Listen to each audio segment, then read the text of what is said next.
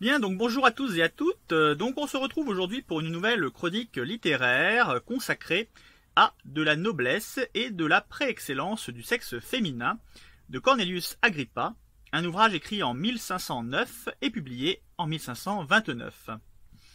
Donc un ouvrage qui nous ramène quelques siècles en arrière, parce qu'il ne faut pas l'oublier, il y a eu une littérature avant le 19e siècle.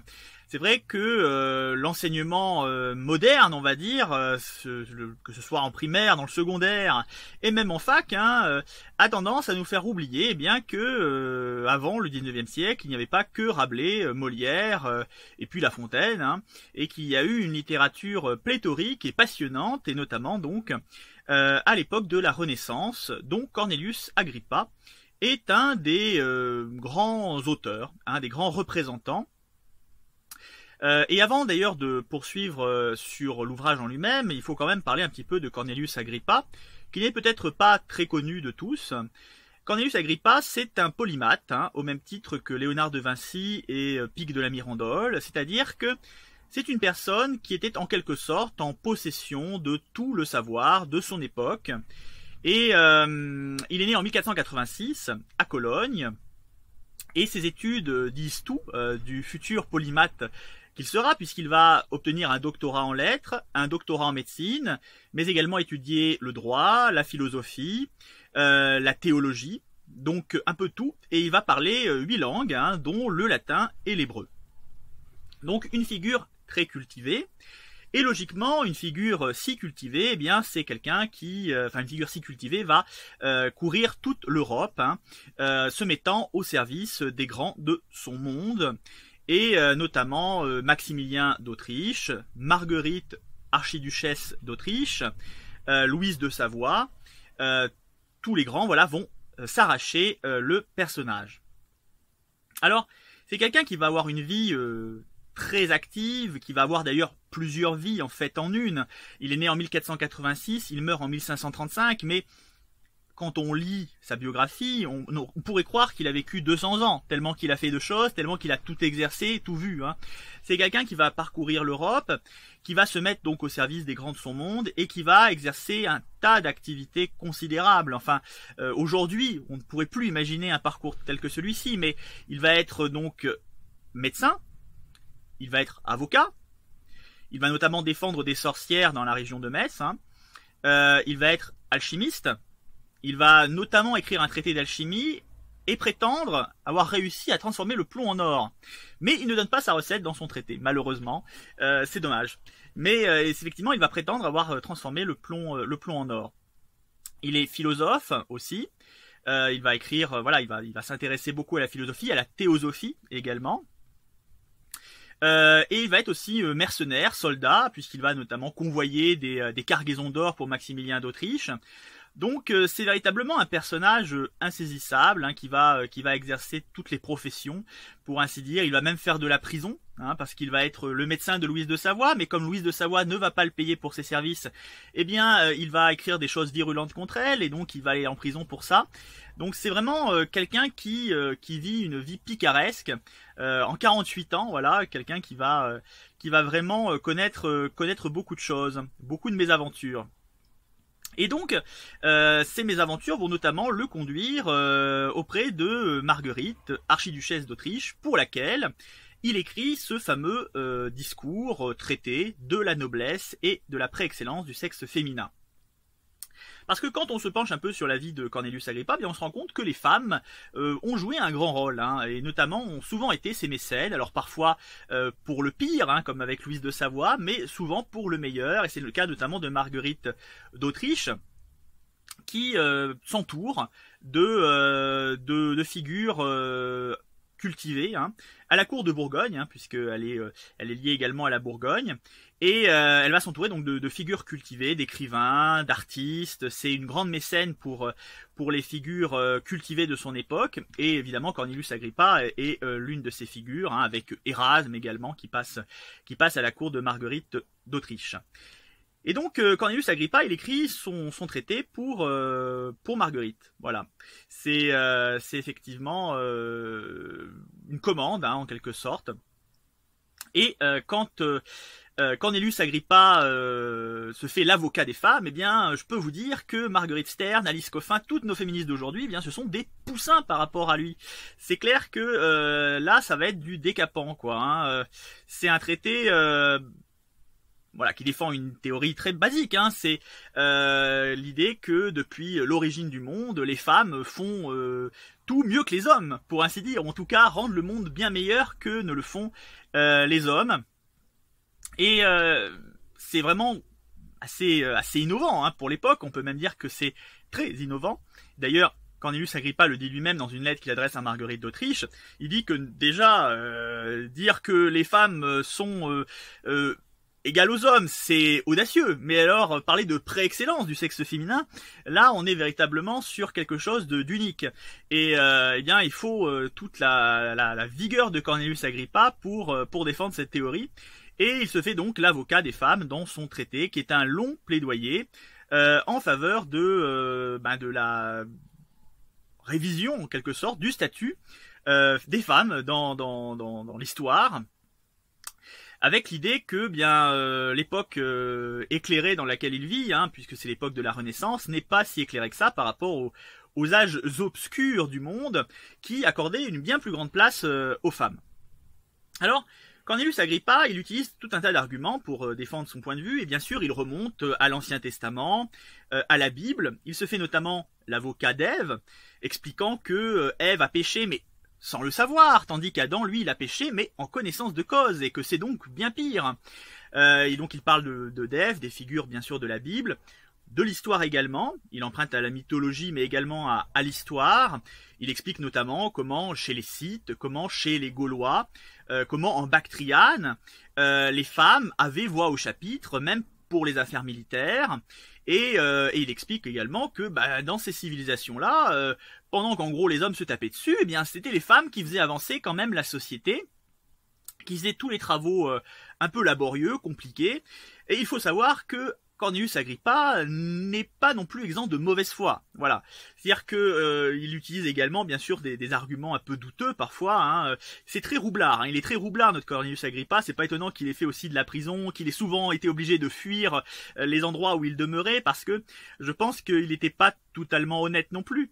Et d'ailleurs, il y a à la fin de l'ouvrage toute une liste de notes qui explique bien que Cornelius Agrippa prend souvent des exemples douteux, plus ou moins avérés, plus ou moins existants, prenant souvent des exemples apocryphes. Enfin voilà, il y a des choses un peu douteuses, mais il est prêt à tout pour défendre son point de vue, même d'utiliser des arguments les plus invraisemblables.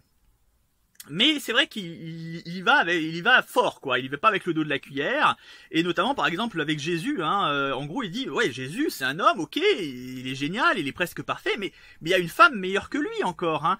Et à un moment donné, il cite un exemple où il y a Jésus qui est resté sans réponse devant une femme. C'est lorsque Jésus s'adressant à cette femme, lui explique que c'est pas bien de donner des morceaux de pain à des chiens alors qu'il y a des enfants qui n'en ont pas à côté. Et la femme lui répond oui, mais les morceaux de pain que je donne aux chiens, les chiens ils mangent même les miettes, tandis que les enfants, eux, ils les gaspillent. Et là, Jésus, il sait pas quoi répondre devant cet argument. Et voilà comment est-ce que notre Cornelius Agrippa explique que, oui, il y a une femme qui, en quelque sorte, a laissé Jésus bouche bée. Voilà, donc c'est plein d'arguments comme cela, c'est assez drôle, assez pittoresque. Et puis quand on en vient aux arguments un peu plus entre guillemets scientifiques, médicaux, là c'est effectivement vraiment amusant. Il y a vraiment l'exotisme du décalage temporel qui se passe, parce qu'il faut savoir par exemple, que Cornelius Agrippa aborde la question du sang menstruel, voilà. Et oui, il aborde ce sujet, paraît-il très tabou de nos jours, encore très tabou de nos jours. Lui, il l'aborde frontalement, sans souci, et il explique, mais que c'est magique, c'est-à-dire que ça chasse les tempêtes, ça éloigne les démons, ça a toutes les vertus. Hein. Il prête énormément de vertus. Il faut pas oublier que Cornelius Agrippa, il a aussi l'aura d'un médecin. Il est docteur en médecine, hein. Donc il y a aussi cette aura-là. Et donc il évoque effectivement le sang menstruel. Il explique en gros que c'est plein de super pouvoirs le truc. Hein. Voilà. Et directement. Alors bien sûr, ça prête à sourire. Ça prête à sourire à notre époque. Mais déjà aborder le sujet, c'est pas si commun que ça. Et effectivement, il le fait de façon assez drôle. Et ça résonne évidemment avec notre époque. et avec toute l'actualité, tout ce que les féministes de notre époque peuvent évoquer, parfois en nous faisant sourire, mais finalement en nous faisant presque plus sourire que ne le fait Cornelius Agrippa, qui lui défend son point de vue sincèrement, parce qu'il faut pas oublier que bon, parfois il va très loin dans son texte. Hein. On a l'impression parfois qu'il est presque ironique dans sa manière de défendre son argumentaire, sa théorie. Mais bon, c'est quand même quelqu'un qui a risqué sa vie en défendant des sorcières, parce que quand il défend des sorcières dans le pays de Metz, il est obligé de fuir après coup. Voilà, lui-même poursuivi entre guillemets un peu pas par l'inquisition, mais d'une certaine manière par la population. Il est obligé de s'enfuir. Donc c'est quelqu'un qui est vraiment aussi engagé à son époque sur le terrain pour véritablement défendre le statut des femmes. Voilà. Donc c'est pas ironique, il pousse loin son argumentaire, mais il y a une vraie sincérité dans la démarche. Et s'il vient avec ses gros sabots, c'est aussi peut-être parce que en face de lui, c'est les mêmes gros sabots qui sont employés pour expliquer que les femmes sont inférieures aux hommes. Donc voilà, il faut se replacer aussi dans le contexte de l'époque. Mais ce qui est intéressant dans l'ouvrage et ce qui pour moi fait que ce livre, malgré évidemment tout le côté un peu pittoresque, un peu daté, très daté des arguments de Cornelius Agrippa, ce qui en fait à mon sens un ouvrage véritablement à redécouvrir et très intéressant dans son approche du féminisme entre guillemets, puisqu'évidemment Cornelius Agrippa n'était pas féministe, il ne se définissait pas comme féministe. Mais ce qui est très intéressant, c'est que il explique argument après argument en quoi les femmes ont finalement une forme de préexcellence par rapport aux hommes, en donnant des exemples de femmes qui ont fait mieux que les hommes à plein de niveaux. Voilà. Et il n'y a absolument pas de critique du sexe masculin pour le coup. C'est vraiment une mise en valeur des personnages féminins qui ont compté. À l'inverse de beaucoup de nos féministes aujourd'hui qui ne savent pas en fait comment expliquer pourquoi est-ce que les femmes mériteraient tel ou tel statut ou telle prééminence.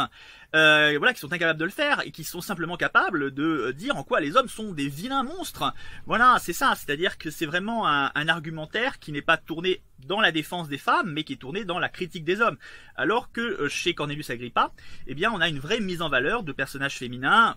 Alors après, authentiques, non authentiques, il évoque des muses, etc. Enfin, il fait appel évidemment à tout un imaginaire également, mais qui à l'époque était un imaginaire bien concret, très réel, c'est-à-dire qu'effectivement tout cela n'était pas de l'imaginaire. Il faut vraiment se replacer dans cette époque-là. Et c'est ça qui, je trouve, fait la grande force du livre de Cornelius Agrippa, c'est vraiment presque ce féminisme-là que l'on apprécierait avoir de nos jours, au lieu de tous ces clowns plus ou moins woke d'ailleurs, qui défendent leurs idées en attaquant les autres. Voilà, ce qui est tout à fait problématique.